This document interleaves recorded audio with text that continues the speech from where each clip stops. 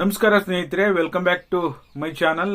ಗೃಹಲಕ್ಷ್ಮಿ 26ನೇ ಕಂತು ಯಾವ ಕ್ಷಣದಲ್ಲಾದ್ರೂ ಬಿಡುಗಡೆ ಆಗಬಹುದು ಅಂತ ನಾನು ಕಳೆದ 2-3 ದಿನದಿಂದ ನಿಮಗೆ ವಿಡಿಯೋ ಮಾಡಿ ತಿಳಿಸ್ತಾ ಇದ್ದೆ.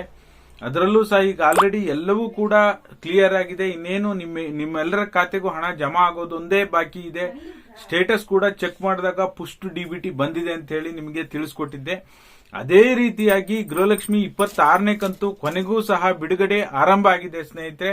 ಯಾವ ಜಿಲ್ಲೆಯಿಂದ ಆರಂಭ ಆಗಿದೆ, ಯಾರು ಪ್ರೂಫ್ ಕಳಿಸಿದ್ದಾರೆ, ಇದೆಲ್ಲ ಮಾಹಿತಿ ತಿಳಿಸ್ಕೊಡ್ತೀನಿ. ದಯವಿಟ್ಟು ಯಾರೆಲ್ಲ ವಿಡಿಯೋ ನೋಡ್ತಾ ಇದ್ದೀರಾ ಪೂರ್ತಿ ವಿಡಿಯೋನ ವೀಕ್ಷಣೆ ಮಾಡಿ.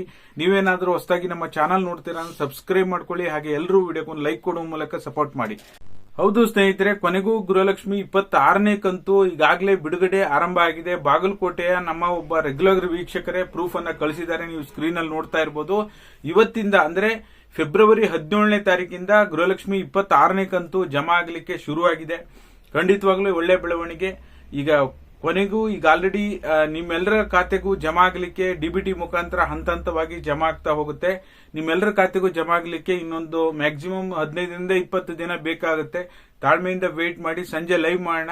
ಯಾವ್ಯಾವ ಜಿಲ್ಲೆಗೆ ಮೊದಲ ಹಂತದಲ್ಲಿ ಬಿಡುಗಡೆ ಶುರುವಾಗಿದೆ ಅನ್ನೋದನ್ನ ನಮ್ಮ ಲೈವ್ ಅಪ್ಡೇಟ್ ಅಲ್ಲಿ ತಿಳಿಸ್ಕೊಡುವಂತ ಕೆಲಸ ಮಾಡ್ತೀನಿ. ವಿಡಿಯೋ ಉಪಯುಕ್ತ ಅನಿಸಿದರೆ ಲೈಕ್ ಮಾಡಿ, ಶೇರ್ ಮಾಡಿ, ಸಬ್ಸ್ಕ್ರೈಬ್ ಮಾಡಿ. ವಿಡಿಯೋ ನೋಡಿದ್ದಕ್ಕಾಗಿ ಧನ್ಯವಾದಗಳು. Thank you so much for watching.